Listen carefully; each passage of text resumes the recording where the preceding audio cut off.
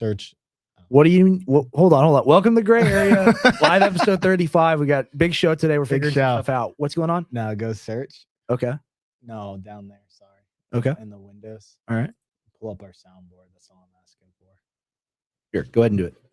All right. Evening. Yeah. Welcome to the show. We're going to talk about the Somali craziness. My dad covered that. He had the Nick Shirley guy on today, and we're going to do a follow-up to that. We got some clips from him. We got some clips from Tim Walls. We got a whole bunch on the whole Minnesota situation, and Tim's going to do a little mini deep dive because he's found out just how much fraud and how much money has been taken. It's pretty wild. It's crazy. It's pretty wild. Are we good now? Yeah, we're good now. All right. What were you looking for before? Oh, no, it's already our soundboard. I see. All right. But look, guys, you know, at first I don't believe headlines until I research them myself. Right. I would say a good amount of the claims are pretty true of what they're saying. And it's not so much racially charged about this particular thing. But, you know, federal officers are now raiding these facilities with the Somalis and everything that's going on with that. So we're going to cover all of that tonight. Well, look, before anything's said, let's not disparage those who are, just trying to start a small family business at the end of the day. Like, you're just working hard or hardly working, and, at least they're grifting. At least they're trying to do something, right? What do you think, Tim? Hey, we should just quit the streaming business and just start up a daycare. Yeah, I'm gonna be honest. Things have been tough, right? Things have been tough. People we Forget get the everything. highest quality supplements. Maybe they don't want to buy a whole bunch of them. Maybe we open a daycare over in Minnesota. I could fit the face. I think I got something. I don't know. I don't know. I think I could fit right into the community. I don't know. But we got some articles here. What do you want to go to first? We could start with this, but before that, tell everybody about Harrison. What's going on with that? Oh yeah. All right, because we're just a little discombobulated, but still very relaxed. It's a good show. We will be live on Moonbase here starting around 9, maybe a little bit after 9, depends on how our own show runs. And we're going to be discussing the Candace Owens, Harrison Smith thing. It's been ongoing. They were in a space together. A lot of things were said. And I just want to back up Harrison and get the opportunity to do that because we suffered through the Fort Huachuca Waka Blaka Naka Haka Waka for an entire show, and it gave both of us irreparable brain damage that we'll never recover from. We've lost IQ points. Dude, I got so tired from just listening to that whole entire thing that she was sitting there trying to explain. It was gruesome to try to fit the pieces together of her story. And get this, and get even the newer thing is now apparently, and we'll confirm with Harrison on this when we're live with him on Moonbase in an hour, him and Lebanon John. Apparently now she's like, well, I never said that Erica Kirk was there. I never made the claim. And it's like I watched the fucking interview, which with the Mitch Snow guy go with 95 to 99% certainty. I never, those eyes are the same as my ex-wife. There's something evil about the eyes. Or whatever he said. I'm paraphrasing. Yeah. But and then she's like, yes, 100% affirming him. Like, I believe you, basically. But we're going to get into all that. That is slop. That is king slop. And Tim is always focused on the real issues on the ground that are actually hurting Americans. And I'm always trying to eat more and more slop. No, but we bring different things to the table. Right. You're more versed in the things that happen on that social platforms and things like that with these talking heads. For me, my consumption's really about I enjoy politics. I enjoy these nitty gritty topics. But I was really shocked to see Harrison as a speaker on Candace. He did a good job. He did a good job. There was some midwit who ran in and was like, "Oh, so you were the person that said Charlie Kirk's life was in danger before he died, and you won't reveal your source. So you're in on it, basically. Why won't you reveal your source?" And Harrison basically revealed that later, shortly after that, he was contacted by someone and actually the government or whatever, they're looking for leads, they're looking for cases, and in fact that did go down.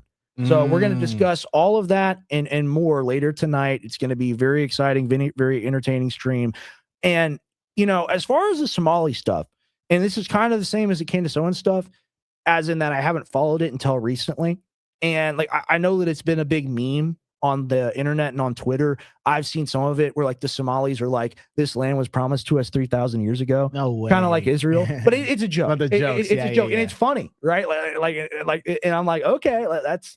Well, didn't you see all the daycare memes of the guy in a Lambo, he's sitting there driving. Yeah, Andrew Tate did it too. Yeah. And I was so confused. I'm like, why is everybody sitting here talking about getting rich off of daycares and doing a bunch of memes? And then I happened to catch all the stuff today. I was like, oh, it makes a lot of sense. Yeah. So we could start here with what's happening. Go to the article, the AP? Yeah, let's start with this AP. Be good to add it to stage. Here we go. And Kash Patel, jump scare. Surge in federal officers in Minnesota focuses on alleged fraud at daycare centers. And then we got Kash.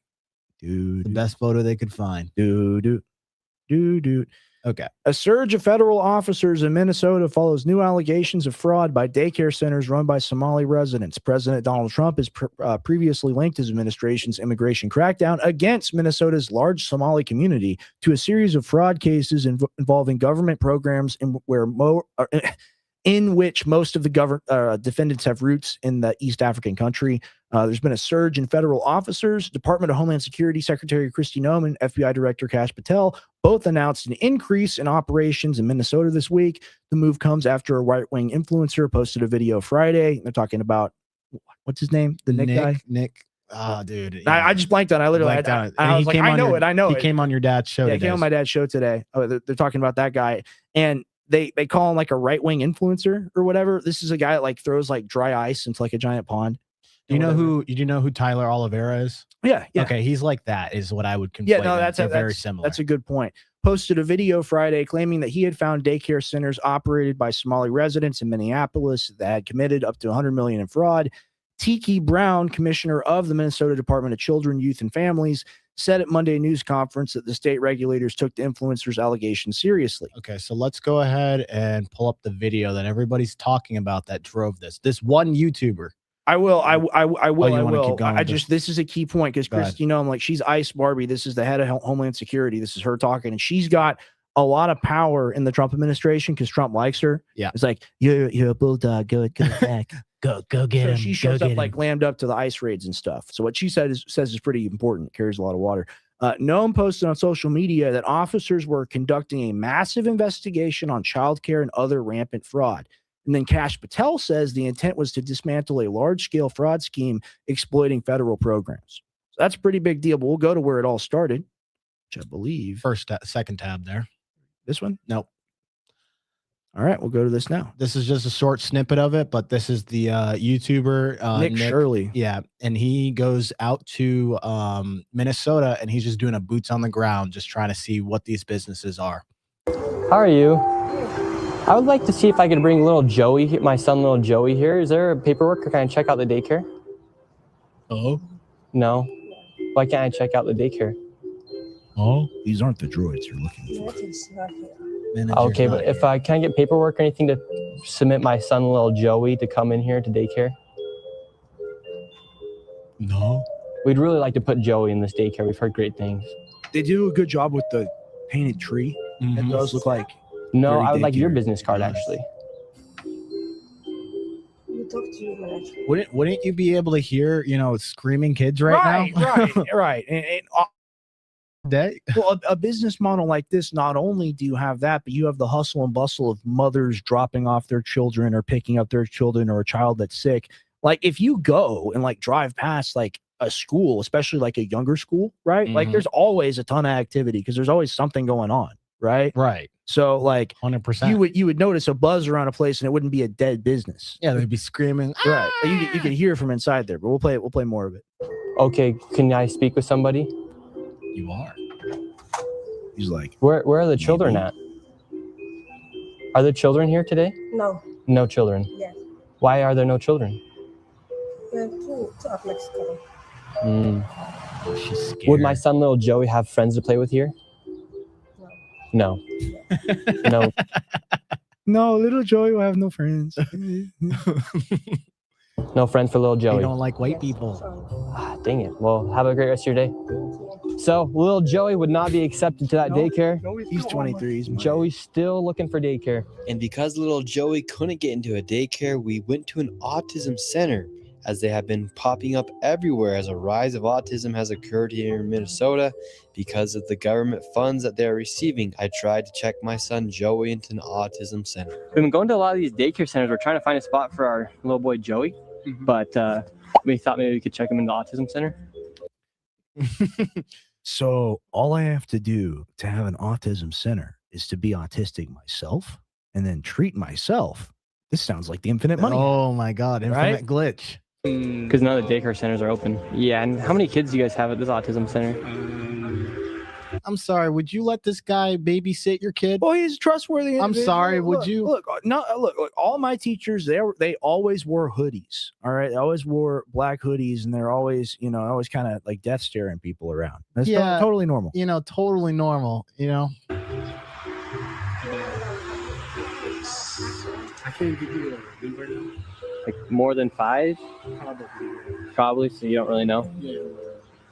Yeah, sometimes we lose the kids. 5, 6 of them. Maybe, little Joey went down the road. Yeah, went to go get a snack. He'll be back. What do you guys? Yeah. You actually, there's this guy. His name used to be Epstein, right? He used to show up here all the time. And he was always taking the kids out of class, and that's why we don't have any students. You're so cooked, bro. Right. Guys think about like the fraud that's been labeled on the autism centers here? What do you guys do think about the fraud, or how come the autism centers are popping up? I can't answer. What news? Are you a news reporter? My name's Nick. We're doing a little documentary trying to find little Joey a spot to put himself in one of these centers here. What is this room? It's a daycare, of course. That's the reception desk. That's where they intake all the kids, Dude, right? That's so weird. That's so weird. I guess, man. In one of these centers here, because there's So are you asking us about the fraud. frauds and stuff like that? Yeah, because we want to make sure we're going to legit business if we're going to bring There's our a little boy closet Joey for all here. the kids to hang their coats. This is not a. That's where they keep the children. He said this is not a Well, Joey that's her spot. number. He says, this is not a Joey spot. He's like, yeah, like this is not for you. This is not for you, bro. Crazy, dude. But this is a. We can't let you guys see. Do not disturb. Oh, okay. Thank you. So once again, little Joey, he can't even go to daycare, and now they won't even accept him if he has autism. Poor little Joey. Well, that's a big problem, because you'd think that a vibrant, up and coming little business like that would love to have a new little kid to, bill and to bill the parents of and to make money off of. But if the purpose of the business is not to make money, then that makes it a racket, right? Right, and break down the racket and the sides of the racket, because their job isn't about necessarily like even being able to get like excessive grants to be able to do a bunch of these businesses. That's not what they're doing. They're getting the grants and tax benefits. Yeah. So how these programs work. So the state creates a program, Right. and then Minnesota basically launches a program to help people. So like you've got food for kids, housing support, autism, like these guys are sitting here trying to say, you got disability services. So at this point, these programs are paid with federal money because the federal government is like, okay, well, the state needs a budget for this, trickle down. And guess where that money comes from the federal government? Where does it come from? That comes from our taxes. Mm. So that's all part of the same slush fund, right? So, they're built with good intentions, guys. It's not like, the government's out here just thinking that they're going to hand out, random money to wrong people. But maybe they are. Maybe they're like, look, this money that we invent every year, these trillions that we put into our economy, who knows what's going to happen to some of them? And that's why we reach a point where we have such ridiculous shit like this. Right. It's because there's just so much, there's these money storms floating around. Yeah. And then people are able to siphon into the money storm. Well, and that's part of the thing. It's the providers, they approve these too easily. So like to get paid, all somebody needs to do is form a company or just a nonprofit. They need to be able to be a provider, and then they have to say that they deliver certain services, right?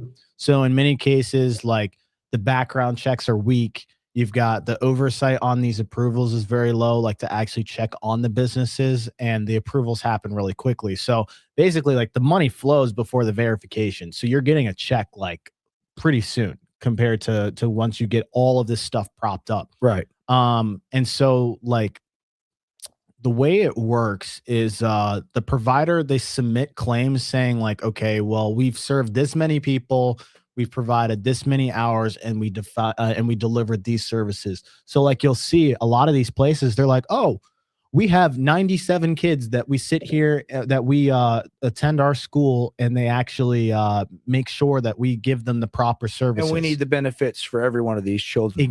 Exactly, Yeah. because these are supposed to be like for the community, essentially, where they're getting free benefits. For and the these- community. right? It's a specific community. So It's figured it out. It's figured it out. So there's two main types of the fraud that's happening here. You've got overbilling, where they where it's like the common kind that you would see, where they're like, okay, they inflate the hours, they say the number of kids is there, and this guy literally breaks down the whole argument they have by just showing up. And then you've got neighbors sitting there being like, wait, we haven't seen anybody come in and out of this building for forever.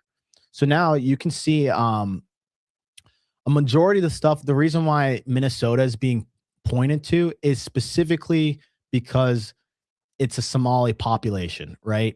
So just so you guys understand, with the Somali population, there's about 185K to 100,000 Somalis that live in this region. And that is because it's become like one of those hot zones for it's become a hot zone essentially for like the immigration at that point. So a lot of these people are actually Somali Americans because they moved there like the original. Right. It's people that have immigrated there. 100%. So I mean that all happened, and I'll explain that later. When did that start? So all right, basically Somalia, they collapsed around 1991 with their own civil war that they had, where their government basically disappeared, violence spread. I think that was literally over slavery. Yeah, it could. That's speculation, but I think it was literally over slavery. Well, here's the weird part: the U.S. didn't actually cause this one. This is a shocker because I was like, oh, surely we have to be behind this one. Like most of the stuff where we were behind it in some form or fashion, but the Cold War and the politics that happened with that left them like heavily armed because the Russians were in there providing them weapons, and then we were providing them weapons.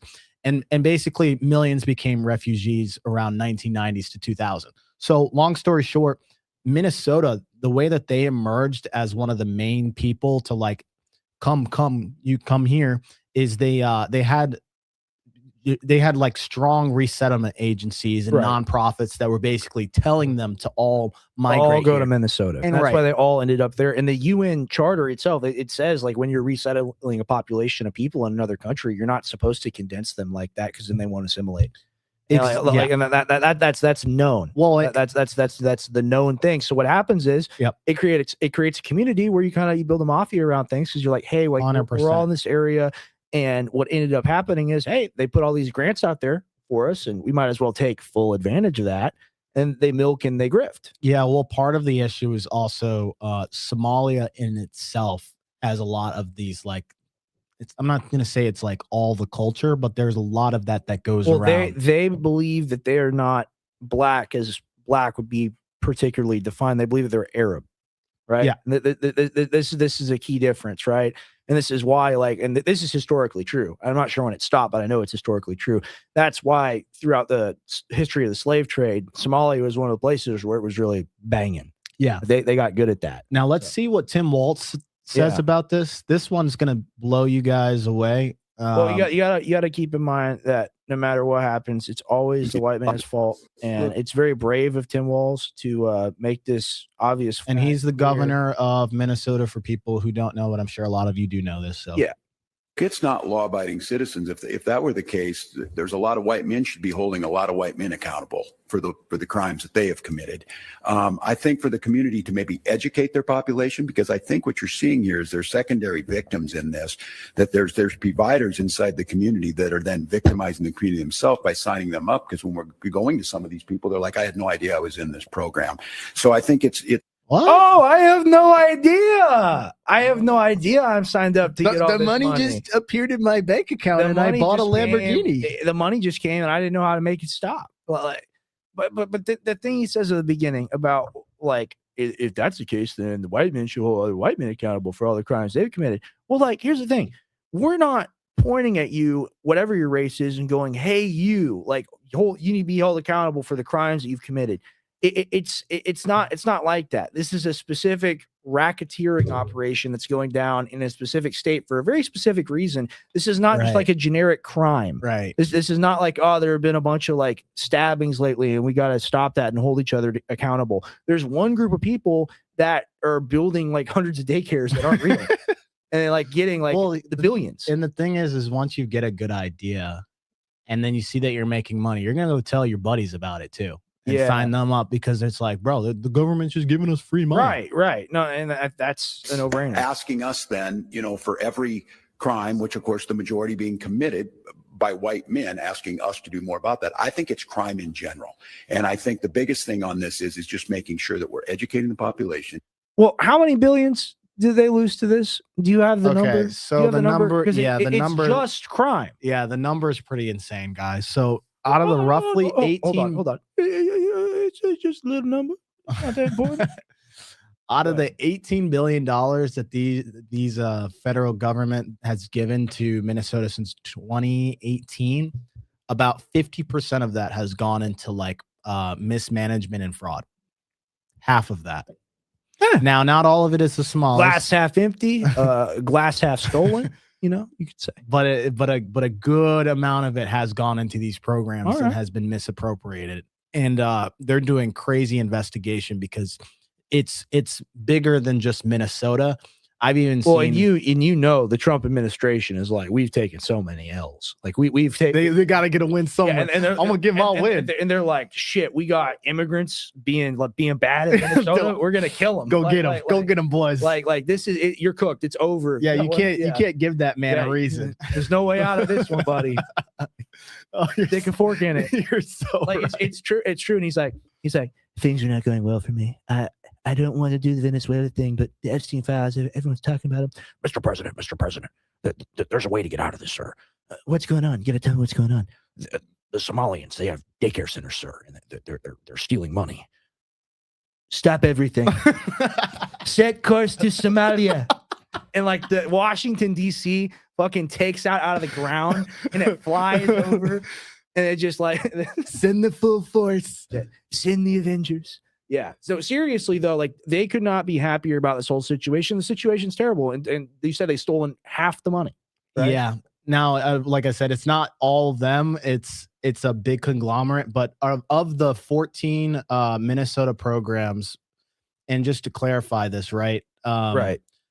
It's actually across multiple states. It's not just around Where Minnesota. else? So it's widespread. I think I'm seeing stuff that's happening in Ohio. Look, guys, the can of worms is open. Jake Paul's in on it. Can of worms is open, and you're gonna see a lot of other states that are gonna be looking into this and be like, "Oh crap, we spent a lot of money." So, what is it? So right now, there's no evidence that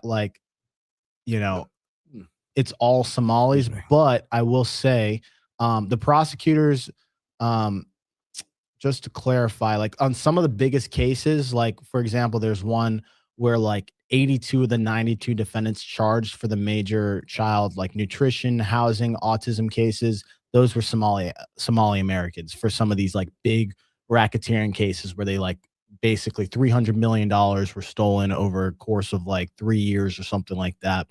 But you can go ahead and you want to play more of it? You want to go back? No, to Mr. Timmy? I can barely hear him, but we could try to play see. a little bit more. Yeah, it's got subtitles. And again, this is 80 people or so that have been convicted in this, maybe some more in that. Yeah, that's more than 80. He's lying. What's the real number approximately? I don't. From what you've seen, it's hundreds, right? It's got to be hundreds. It's got to be hundreds. What he's talking about is one specific case. All racial. That's what they always do, is like the huge graph going down, and they take like the one snapshot where it temporarily goes up. Yeah, that's how you. It's definitely happening more than 80 people. He's capping. I want to close it out. All ethnic groups. So I think it's really important for us to note each community's got this in their own midst, but to blame them and say that they should have. So he says everyone's doing for stopping it. Okay, no, he's not wrong. There are other groups that are doing this, but again, it's like I always make the analogy where I say, well, like 95% of black people aren't committing crime in general, but the 5% are committing 20% of the crime, and it's a majority, right? So in this case, you've got a good percentage. It's not all Somalis, but they could represent a big majority of that population doing that crime is the issue here. I think that's a pretty hard reach. I think we continue to educate folks about why they shouldn't commit crimes. You would hope that it's being taught. We can continue to educate people on like scamming's bad. We're the government. We're the only ones allowed to do it. But it's just like we could talk to them and be nice. And this is ultimately why it's such a disgrace that we're going to lose the midterms and lose in 2028 probably, is because like the Democrats are so fucking bad. Like it's a high school counselor. Like he's a basketball coach, and that's what the cheer was for him during 2024. The vice president was Coach Walls, Coach Walls, Coach. I forgot he ran for VP. That's crazy. Yeah, dude, he's one of the failures, bro. Yeah, he's one of the failures of all time. But like this guy was this close to being the second in line to be president. Both at home and at schools and in our society. But no, I think this idea that the Somali community's to blame for this because they didn't do more, I think that's how we got into it. Well, it's not because they didn't do more. It's because if they did more, shit. But also the responsibility is on the program. They did not, like, I'm not exonerating the fraud, but like for sure, they could have done a lot better. You want to go to this one? This was pretty good. Yeah. This was pretty. This guy had me fooled in the first half. I'm not gonna lie. So listen to this guy. He's talking about not all Somali communities are doing this, and we don't condone the actions of the Somalis that are committing the fraud. Go ahead and The Leering Center. by the way, yeah, that sign is spelled wrong. It's the Learning Center, but spelled Leering Center. What would you say to Nick Shirley, the YouTuber, if he was standing in front of you I have right nothing now? against him himself, but I do have something against the rhetoric.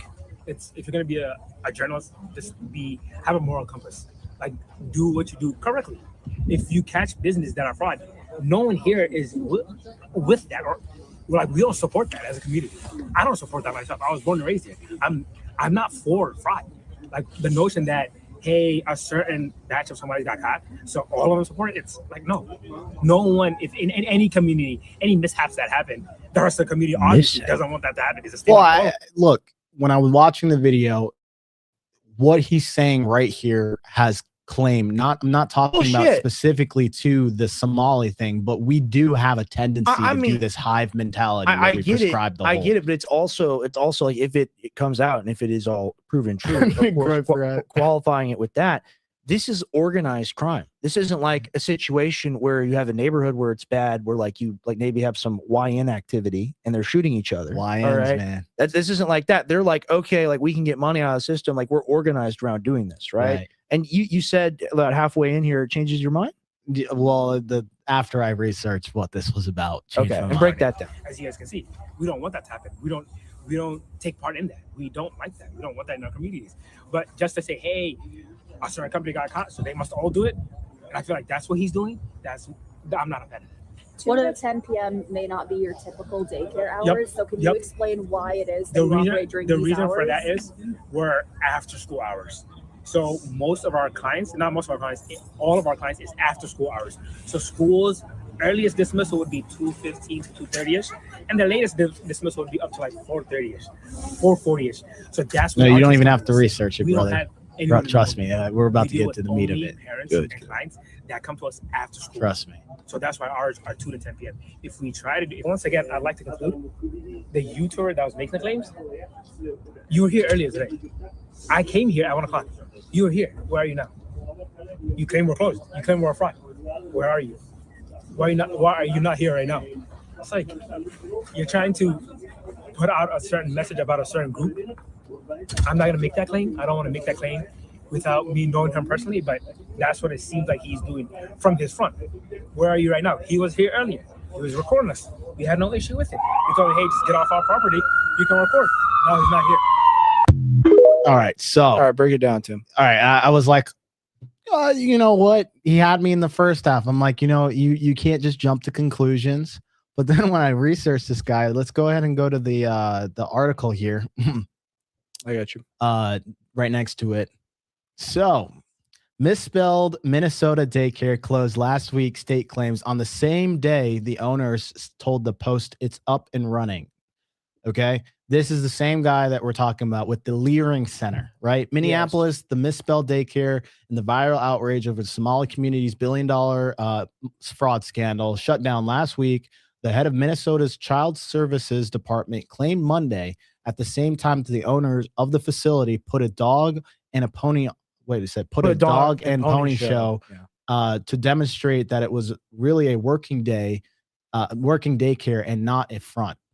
Tiki Brown, commissioner of Minnesota's Department of Children, Youth, and Families, told reporters that her staff found no evidence of fraud at any of the daycares highlighted by YouTuber Nick Shirley.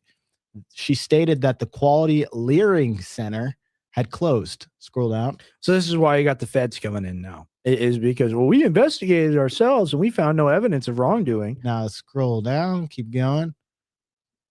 Okay, so at least 20 kids were seen entering the Leering Center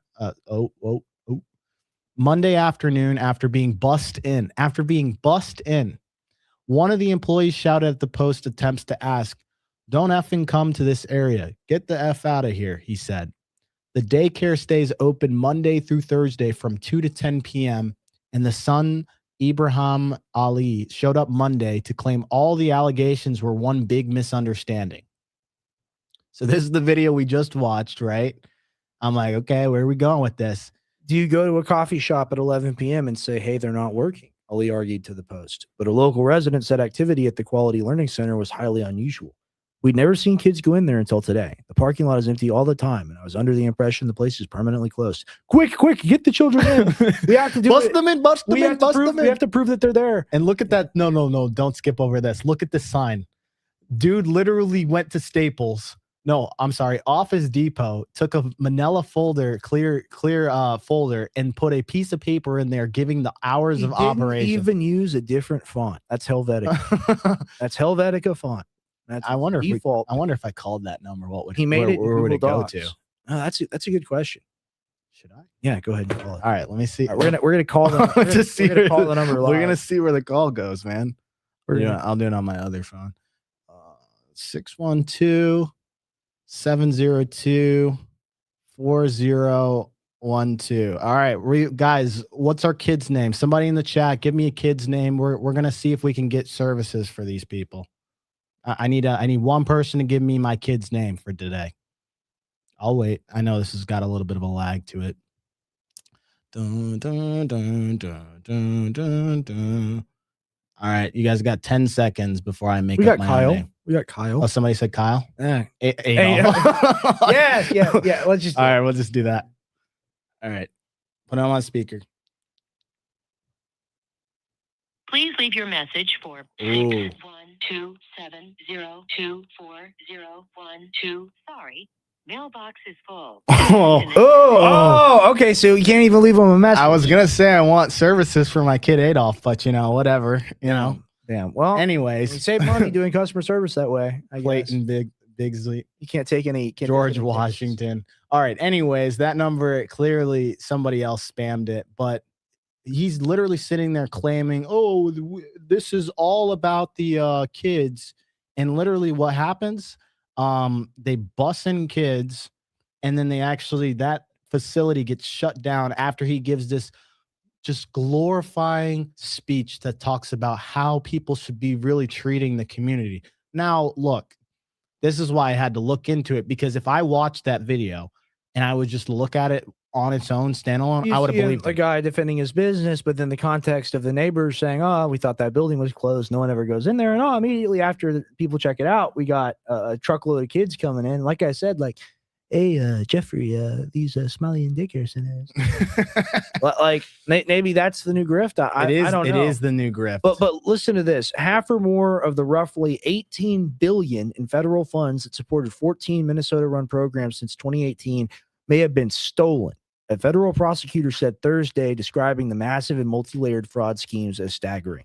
First Assistant U.S. Attorney Joe Thompson said the scale of fraud puts services at risk for people who need them. True, including adults leaving addiction treatment centers who needed help finding a stable place to live, and children with autism who are seeking one-on-one therapy. So what this sounds like to me, and we don't know what all the programs are, and we'll find out what all the programs are. I'm going to tell you what some of them are.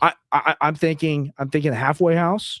I'm thinking like what I said, I mean rehab, not jail. I'm thinking autism centers. Yeah, for sure. I'm thinking just the daycare, generic daycare. Maybe they do swim lessons in an empty pool. I don't know. You want to hear major? All right, so let's break down the major fraud cases that they have actually prosecuted and people are currently on trial for. Right. So, pandemic food aid, feeding our future. You heard about that one, right? No. Basically, about $250 million in fraudulent claims. 78 defendants charged, with dozens plead guilty.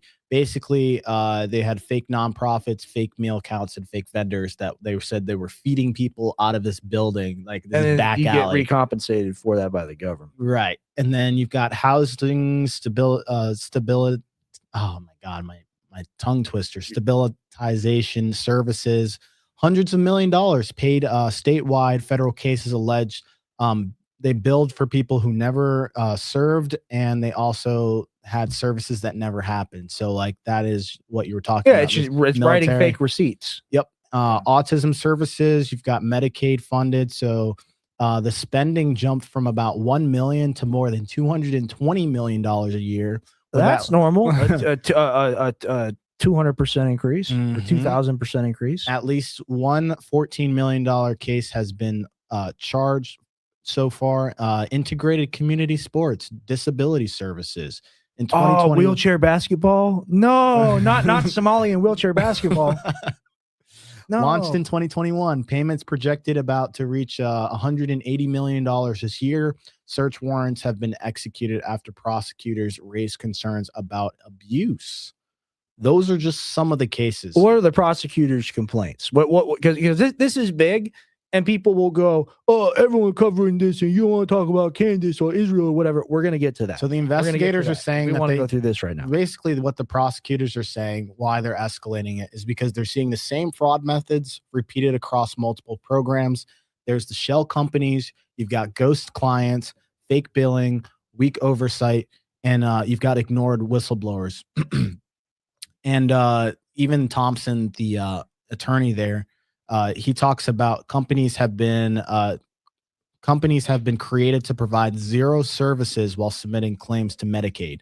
So that's actually where some of the money is. And he also says the magnitude cannot be overstated.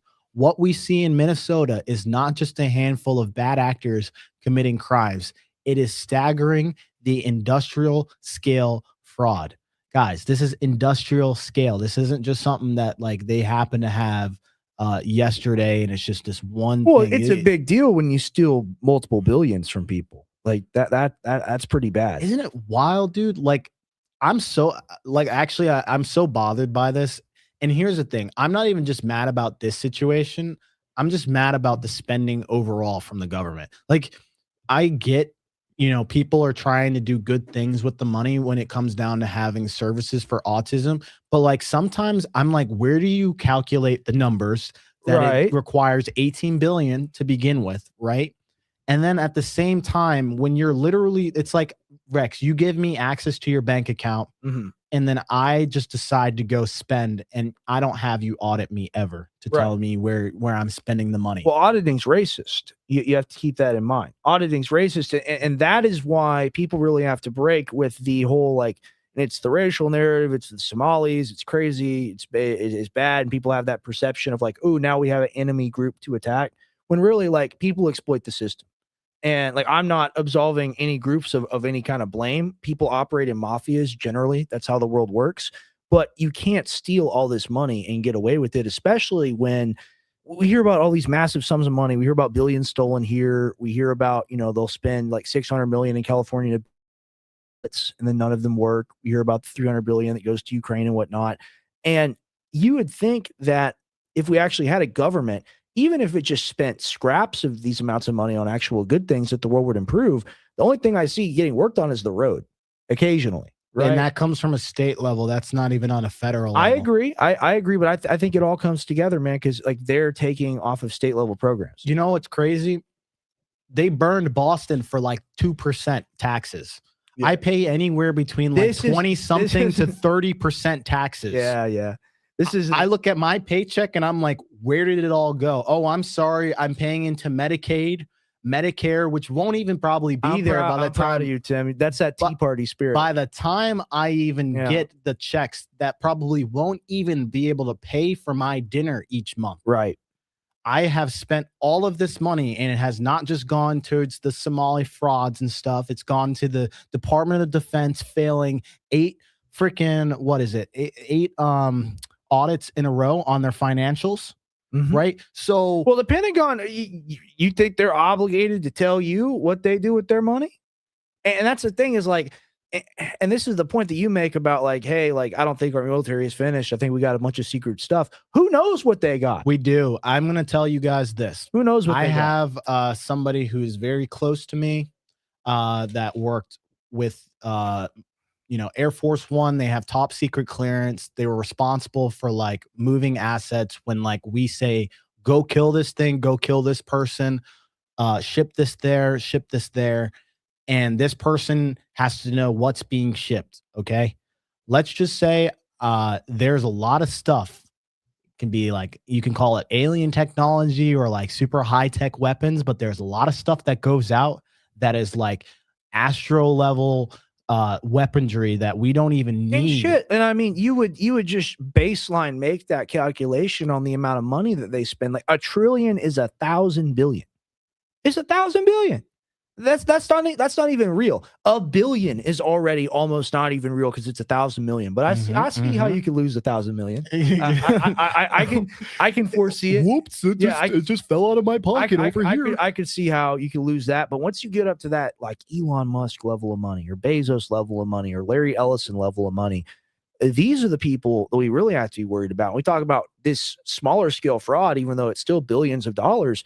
These people grifting off these government contracts. Well, so let me explain to you how, Elon, his net worth is somewhere around 200 billion, 300 billion, something like that, right? It's higher. It's like 700 now. It's fucking insane. Well, I saw it. He's getting close to. Is it? Yeah. Okay. Well, I believe it. He's getting close to $1 trillion. Okay. So look, these guys don't have all that liquid.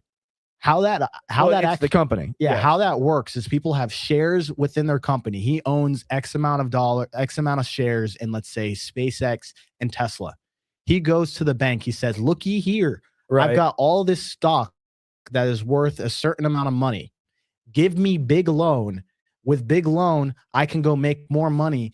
And the bank is like, "Well, we trust you with that money because we'll take this as collateral. And if the stock goes down, we'll just take whatever you owe us."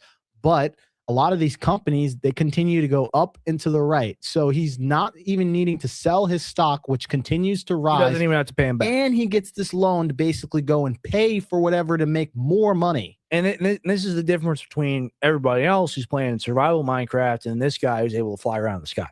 Like, essentially, there are levels to systems that you just can't use unless you're a part of it. And I'm not even mad. I'm not even mad at the billionaires. Here's the thing.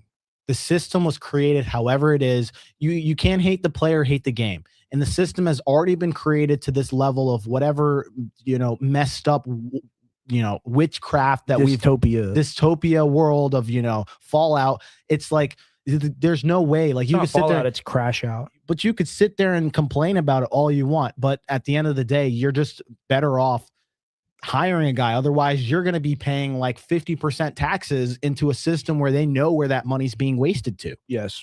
So yeah, and like that's the thing is, like, real rich people, like, the company owns everything. They don't own anything. 100%. And the best part about it, not to get in the rabbit weeds, when Elon Musk dies, by the way, the debt goes away. It doesn't pass to his kids. All he has to do is take all that money and the stock that he had from his, like, all the accumulating profits that he's made over the years.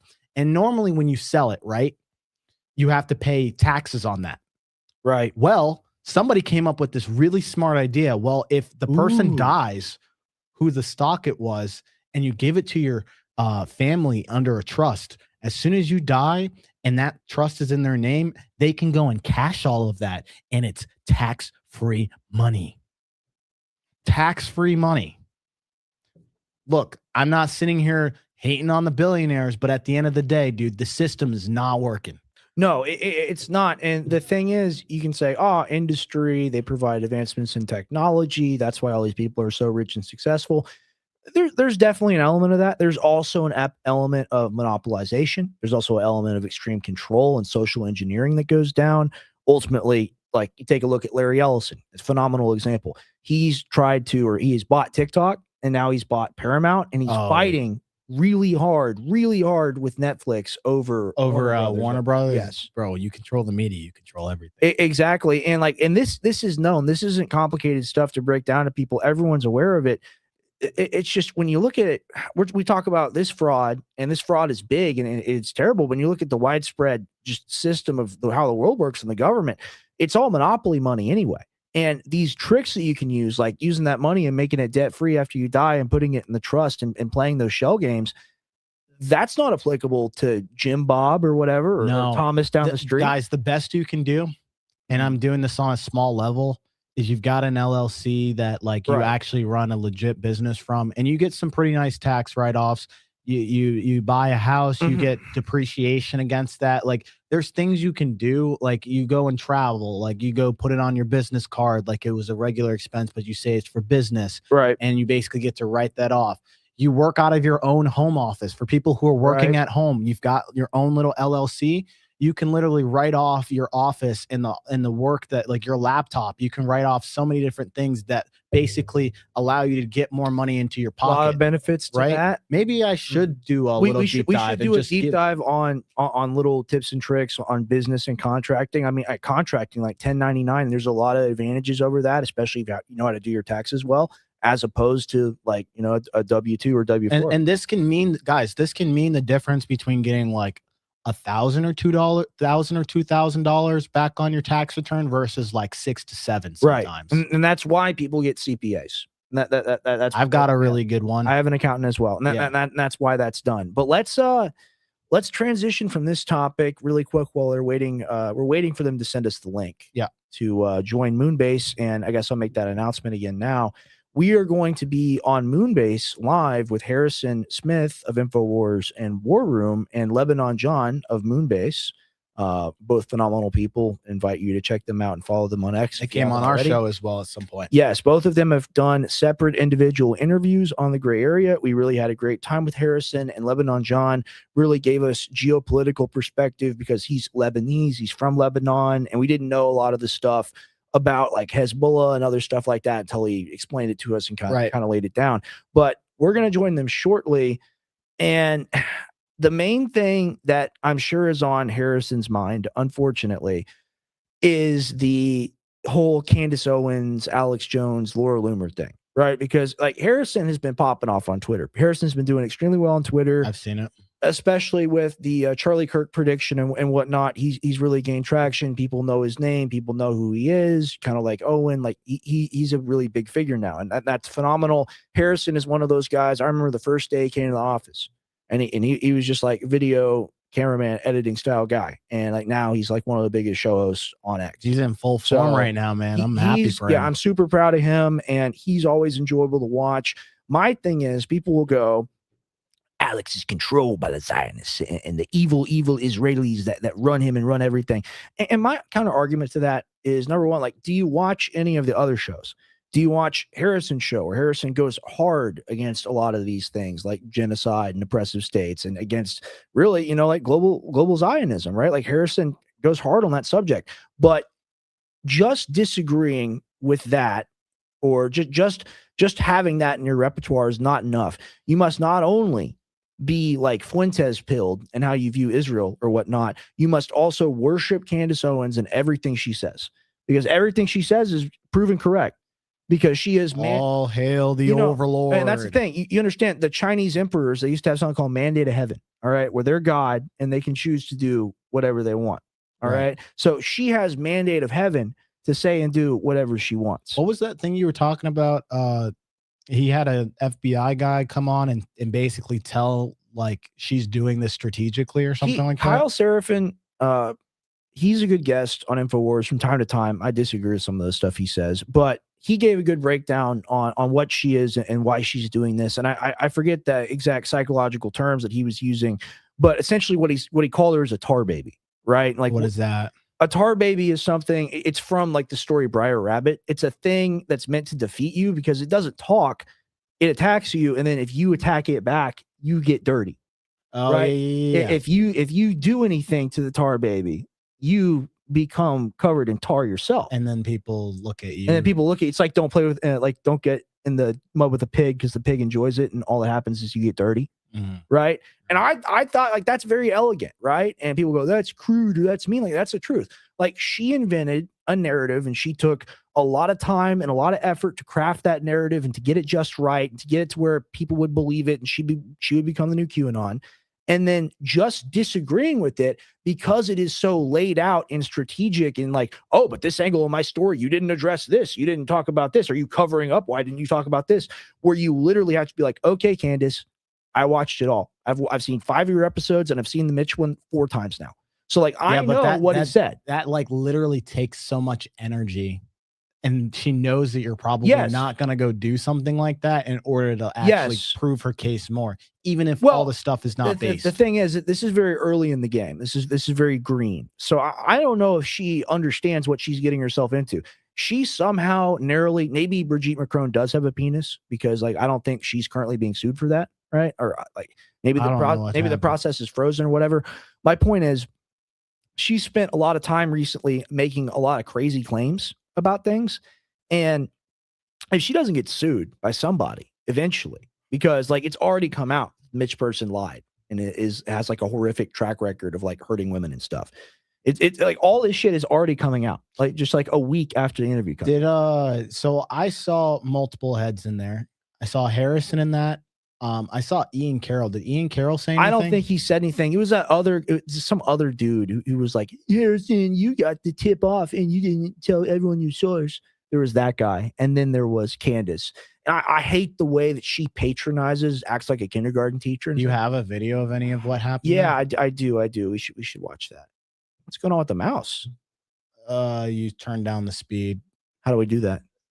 Is it the gaming button again? No, it's this guy. Okay. Here, I got it. And just keep clicking it till it. Yeah, there we go. Technical difficulties. Yeah, I've got it. Okay, so I was very shocked by this. We have to watch it sideways. Unmute yourself and jump in. That would be great. It's fine. And before this starts, Fort Huachuca Waka Haka Baka Chaka Waka Laka Haka Waka Waka Beluga Flame. Waka Chaka. Okay. Let me go ahead and present this. It's good to hear from people who disagree with us. So Harrison, if you want to unmute yourself and jump in, that would be great. Yeah, thanks for having me. I guess my whole thing is, why does this meeting even matter? Like, what is the actual claim that's being made here? That's been my confusion the whole point, the whole time, is like, okay, let's say that there's absolute proof, photographic evidence that everything that Snow says is true. Like, who cares? I mean, what does that prove? What is the actual accusation? Who do you think was conspiring with who to do what? Yeah. And I think, obviously the name of the episode was, the day before Charlie Kirk was murdered. The insinuation is that this was a assassination planning meeting, which I don't even see any evidence of that. And then people I'm arguing with online are saying, no, this has nothing to do with the assassination. Yeah. So, I guess, if the space is why this matters, why does Fort Huachuca even matter? Like, what is the claim being made? I still don't even understand that. So it matters because why would Brian Harpole be on Fort Huachuca at all? Right? It matters because what? Waka Chaka Haka. No, wait, just the first line. Waka Chaka Haka Chaka. The first line doesn't even make sense. And here's the thing. No. I've suffered through this an entire day. I've watched the fucking interview 4 times. Okay. I've suffered through it. Brian Harpole is the head of security guy for TP USA. And she's claiming. Okay. So it matters because why would Brian Harpole be on Fort Huachuca at all? Right? It matters because he's giving an alibi, which means he doesn't want to be associated. Like, it could have easily not mattered, kind of, to speak to your credit. All right. So like if someone says you were on Fort Huachuca Haka, and then you're like, I don't have an alibi, but I wasn't at Fort Huachuca. And you go, okay, you don't have an alibi. You were at Fort Huachuca Waka Haka. Yeah. Well, it's a circular game where she's always right. He could have been like, yeah, I was at Fort Huachuca with my brother. And my brother's in the military. I was dropping off some food. Okay. Like, that could have been then suddenly a dead end. That would have been nothing. Now, because Mitch had described this as a top secret meeting in an off-site building and had described this as top brass at the Pentagon and said that these sorts of meetings, and I am forgetting the military term, are when you're just about to embark on like a mission. I know all right. Mitch Snow showed up looking for the CID building. All right. That was his. And I've watched this shit over and over again. He showed up to look for the CID building to find the records because the government put a 35-year gag order on him because he found a Mexican cocaine tunnel. That is the story. Okay. That is, and maybe that is true. All right. That sounds more plausible. He shows up. He has an encounter with a guy he describes as like being like shiny or whatever. He recognizes him as like special forces. And then the history of the saga is him wandering around the base trying to find the CID building, and eventually he ends up in a parking lot. That part doesn't make sense. They don't just let you wander after you literally just had a 35-year being barred from a particular location. That's like asking to have liability You issues. don't understand how military works. I just had my veteran ID card and I just walked in the base. Maybe that is true, but it's beyond anything. Hey, Mike, I need you to go investigate. Go see if you can find another secret meeting if you live. Military guys will sound better saying that. It was compelling. Like, okay, like I said, Brian Harpole was acting funny. He's been acting weird. He's been telling verifiable lies, and he cared enough to present an alibi, meaning he didn't want people to think he was there. Alibi. Right? So if you have to give someone an alibi, it's because you don't want people to think that you're there. Whoa! No. Damned if you do, damned if you don't. All right. I accuse you of trying to blow up the planet. All right. What's your alibi for that? That you're a good guy?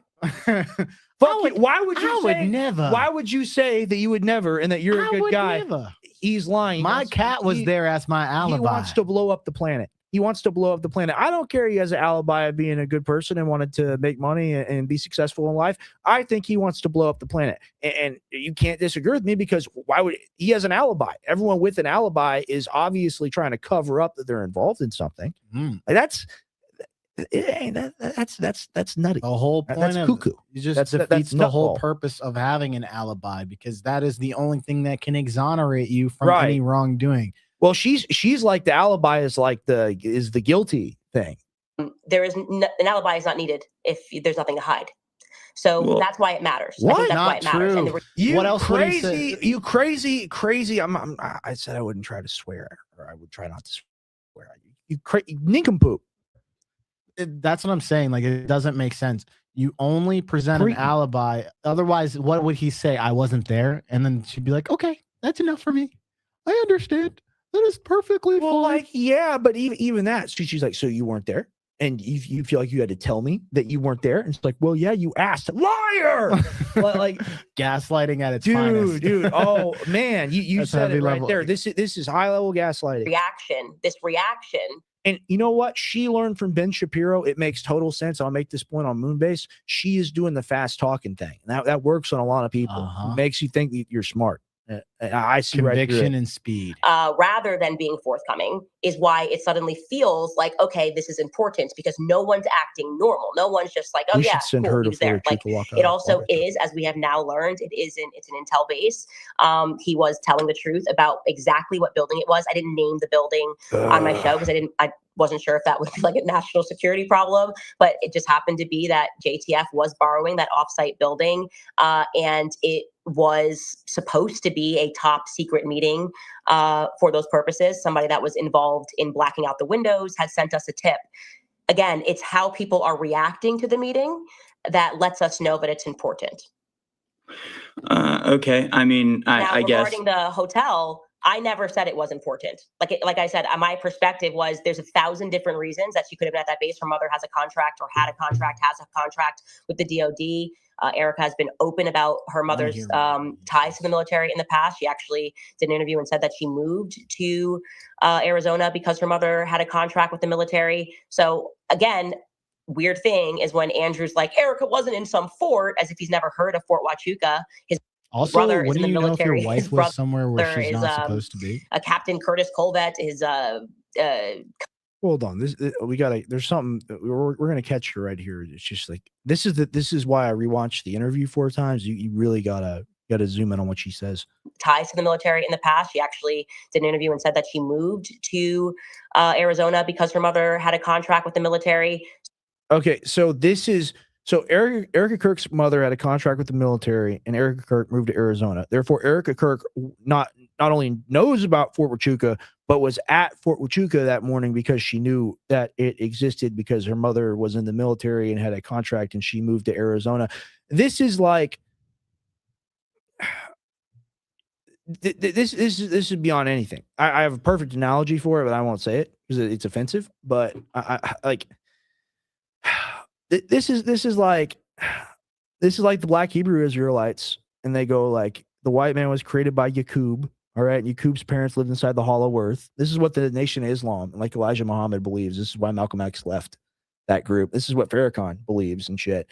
This is on that level where you just like you make up something insane, you make up something crazy. So again, weird thing is when Andrew's like, Erica wasn't in some fort, as if he's never heard of Fort Huachuca. His brother is. Okay, so he goes, Erica's not in some fort, and as if he's never heard of Fort Huachuca.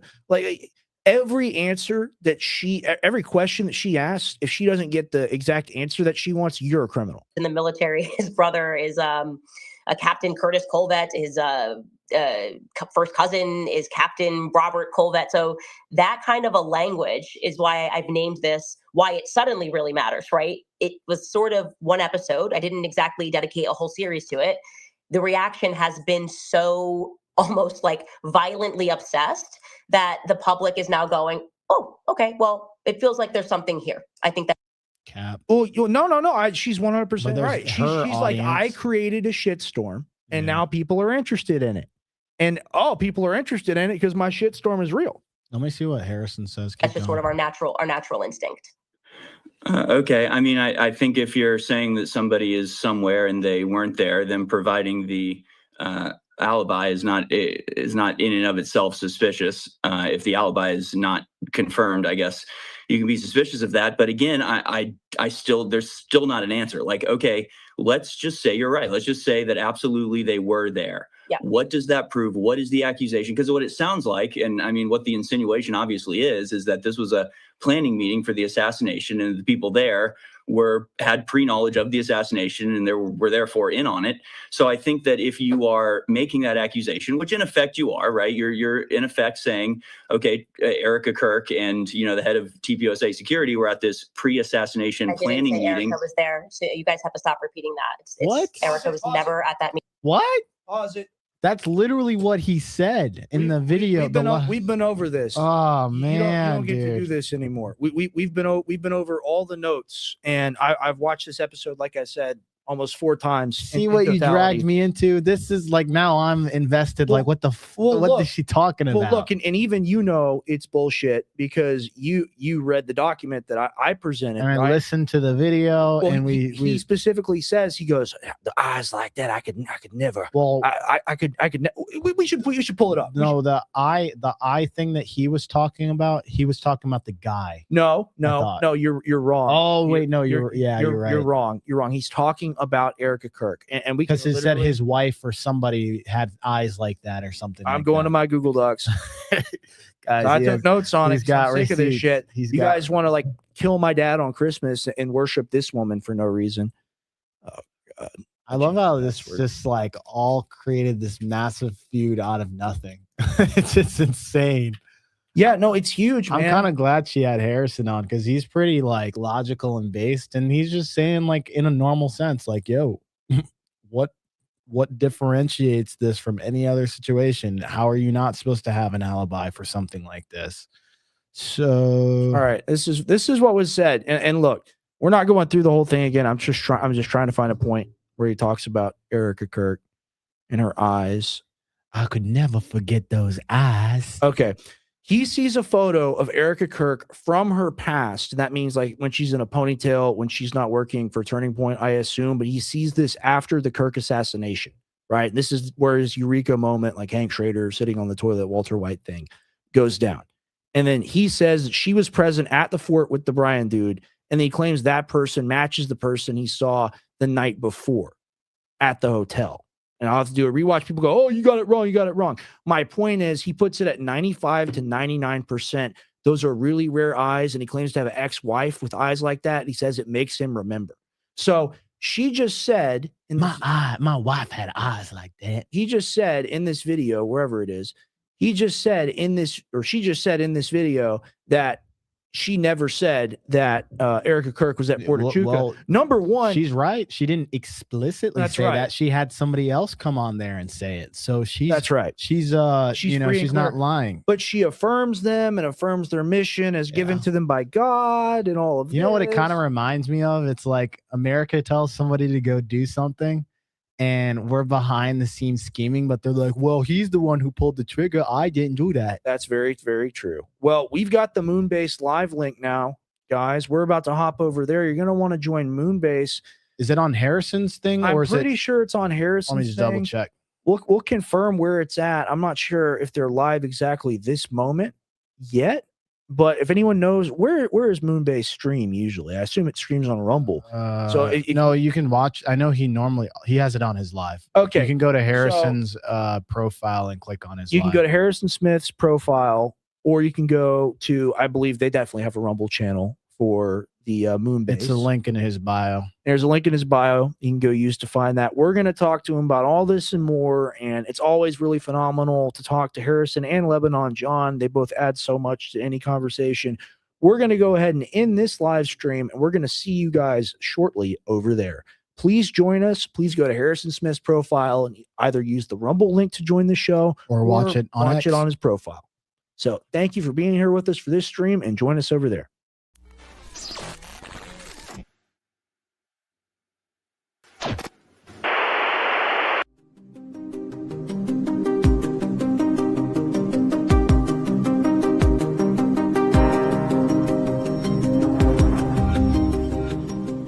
Modern life has left us out of balance. Long ago it was once said, certain remedies could grant a man the vitality of a horse. For over